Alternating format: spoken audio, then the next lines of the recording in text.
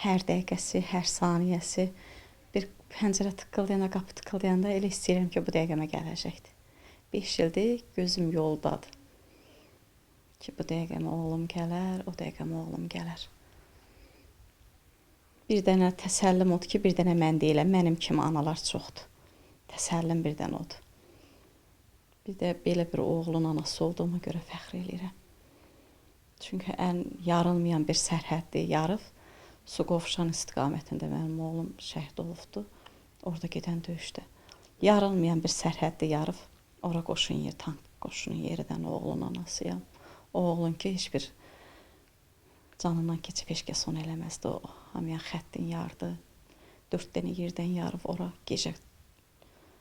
Belə prezident məlumat verir ki, gecə ora yığılmalıdır.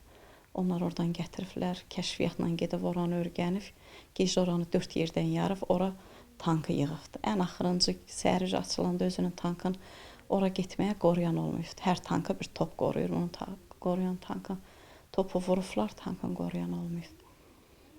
Onu da sürməyə özünün bir sözü vardı. Hər dəfə deyirdim ki, sıravilər hardasa bir canını qoruya biləcək, amma sən o boyda texnika ilə onu eləyə bilməyəsən. Özünün bir sözü vardı, onu da hər oğul sürə bilmir.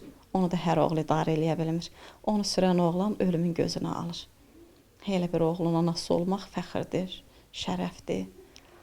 Cənnət qapısında ən Ağdamda, nə bilim, ən birinci açan mənim oğlum oldu. Xiyabana ən birinci gələn 27-si günü mənim oğlum oldu.